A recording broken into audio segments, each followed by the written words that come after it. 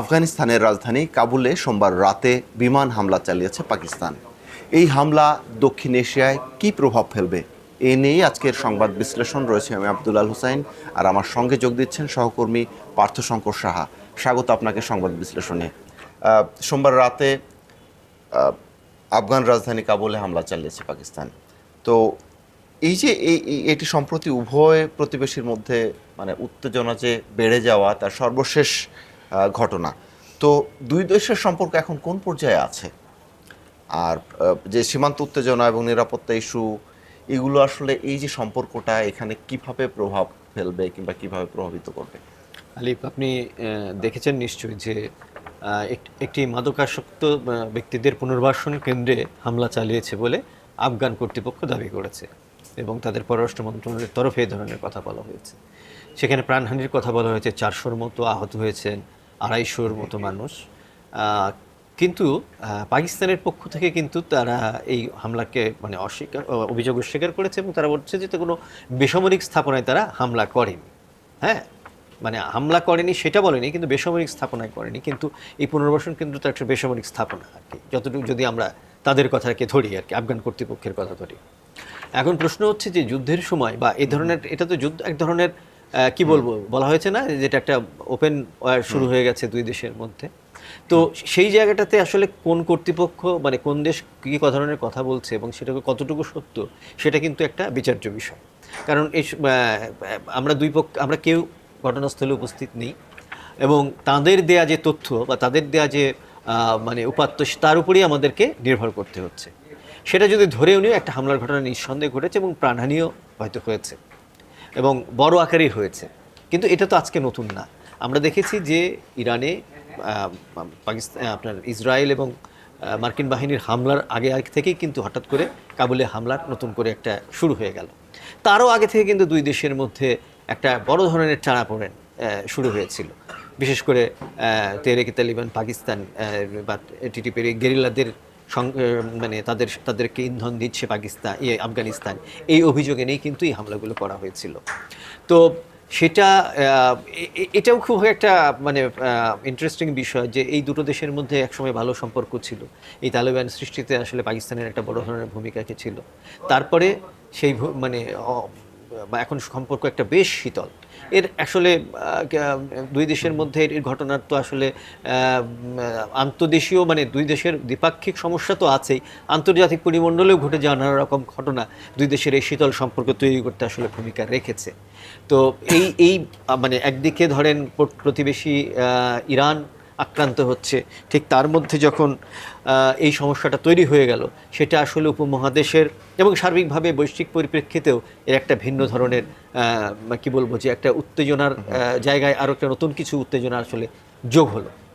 আচ্ছা, এই যে তেহরিকি তালিবান পাকিস্তান, হ্যাঁ, এই যে এই ইস্যুতে পাকিস্তান যে উদ্বেগ জানিয়েছে, মানে এই উদ্বেগটা তাদের আসলে কতটা যৌক্তিক, এটা হচ্ছে একটা প্রশ্ন। আর আরেকটা বিষয় হচ্ছে যে আফগানিস্তানের যে বর্তমান শাসন ব্যবস্থা, হ্যাঁ, এই শাসন ব্যবস্থায় মানে কি ভূমিকা রাখছে? আচ্ছা, এই আমি বলেছি যে দেখেন দীর্ঘ মানে কয়েক দশক ধরেই কিন্তু পাকিস্তান মানে খুব আফগানিস্তানে খুব কি বলবো যে তালেবানরা পাকিস্তানের খুব ঘনিষ্ঠ সহযোগী। এবং আপনার মনে আছে যে যখন তালেবানরা ক্ষমতা দখল করলেন, তখন কিন্তু পাকিস্তানের পক্ষ থেকে সেটাকে অভিনন্দন জানানো হয়েছিল আর কি। হ্যাঁ, এটা 90-এর দশকের গোড়ার দিকে কিন্তু তালেবানকে জন্ম দিয়েছিল এবং পাকিস্তানের সরাসরি প্রত্যক্ষ মদত সেখানে ছিল, তার মানে নিশ্চিত প্রমাণ আছে আর কি। এখন তারা এই যে মানে দুটো দেশের মধ্যে যে রাজনীতিতে ধরেন বা দুই দেশের সম্পর্কে কখনোই কোনো সম্পর্ক একেবারে দীর্ঘস্থায়ী ভালো হবে এটা আশা করা খুব একটা সমীচীন না। কিন্তু পরবর্তীকালে দেখা গেছে যে এই যে তালেবানের সৃষ্টি, সেটা কিন্তু এক ধরনের কি বলবো যে একটা বিস্ফোরণ হিসেবে দেখা দিয়েছে পাকিস্তানের কাছে। এবং পাকিস্তান এটির বিরুদ্ধে, তেহরিকে তালিবান পাকিস্তানের বিরুদ্ধে এক ধরনের তাদের অভিযোগটা হচ্ছে যে এদেরকে খুব সোজা বাংলায় বললে পেলে পুষে বড় করছে বা তাদেরকে রক্ষণাবেক্ষণ করছে, তাদের সায় দিচ্ছে হচ্ছে আফগান কর্তৃপক্ষ। এর মধ্যে আবার একটা বিষয় হচ্ছে যে তাহলে এখন কেন আফগানিস্তানের এদের নিয়ে তাদের এত বেশি চিন্তা ভাবনা? এর কারণটা হচ্ছে সাম্প্রতিক সময় আপনি জানেন যে তালেবানের সাথে কিন্তু ভারতের একটা খুব ভালো সম্পর্ক তৈরি হয়ে গেছে এবং পাকিস্তানের জাতশত্রু হচ্ছে ভারত, সেটা আমরা জানি। তো ভারতের সাথে এই যে সম্পর্কের উন্নয়ন, এইটা পাকিস্তান আসলে ভালোভাবে নেয়নি। এবং পাকিস্তানের অভিযোগ যে এই যে টিটিপির যে গেরিলারা বা যাদেরকে সেখানে কি বলবো যে সহযোগিতা করছে আফগানিস্তান, এবং তারা পাকিস্তানের অভ্যন্তরে এসে নানা রকম হামলা সৃষ্টি করছে, সন্ত্রাসী কর্মকাণ্ড করছে, এবং সেগুলোতে এইসব পক্ষের আসলে ইন্ধন আছে। এখানেই এটার মূল কারণ। এখন তো আসলে মানে বর্তমান সময়ে যেটা মধ্যপ্রাচ্যে একটা অস্থিরতা চলছে, যুক্তরাষ্ট্র, ইসরায়েল এবং ইরানের মধ্যকার যে যুদ্ধ সেটা চলছে, এই সময়টায় এসে পাকিস্তান মানে কি মনে হয় যে কেন আসলে আফগানিস্তানে হামলা চালালো?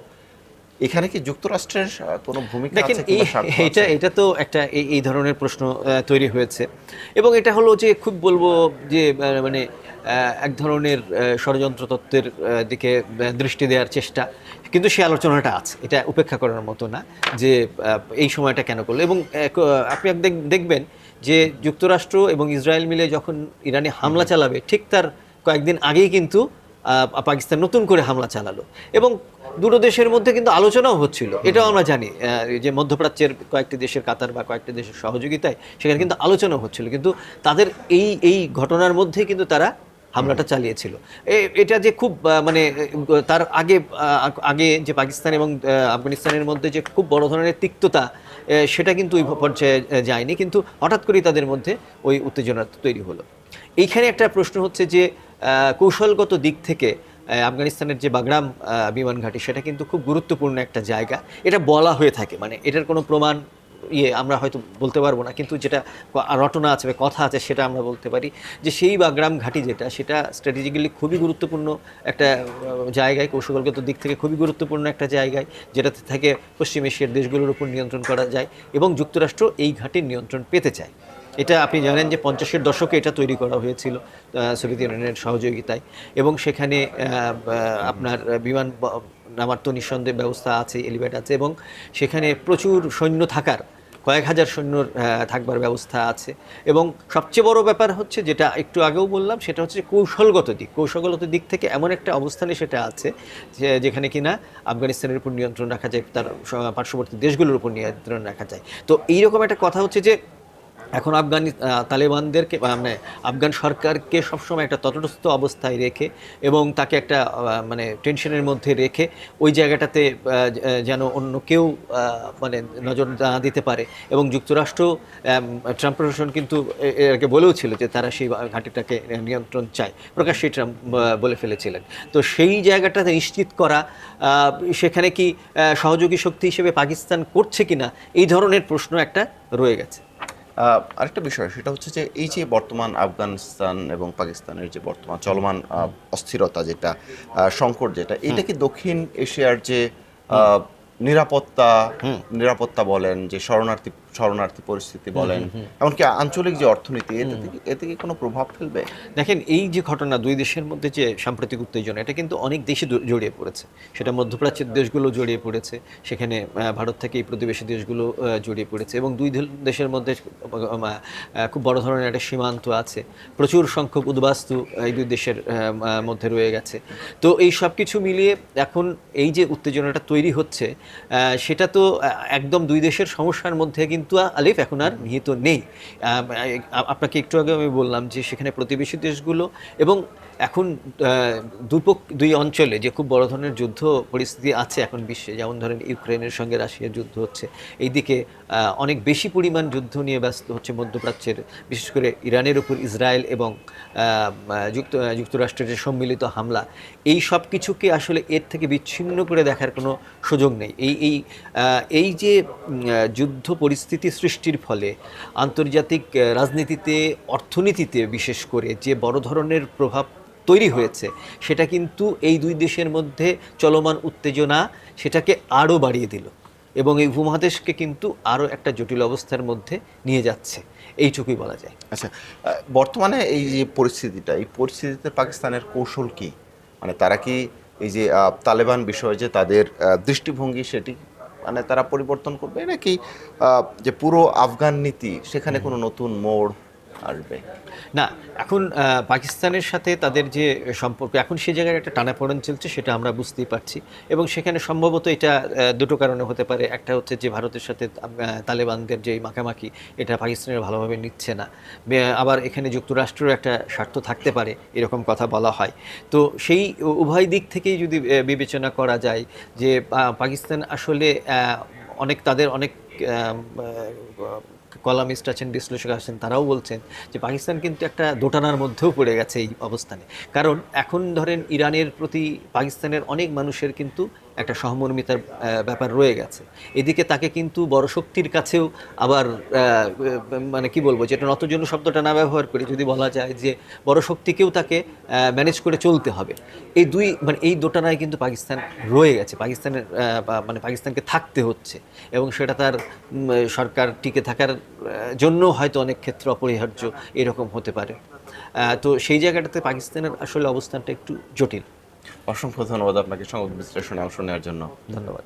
দর্শক, রাজনীতি, অর্থনীতি, অপরাধ, আন্তর্জাতিক সহ নানা বিষয়ের সংবাদ বিশ্লেষণ নিয়ে প্রতিদিনই আমরা আপনাদের সামনে হাজির হব। এতক্ষণ আমাদের সঙ্গে থাকার জন্য ধন্যবাদ। থাকুন ভালো সাথে, আলোর পথে।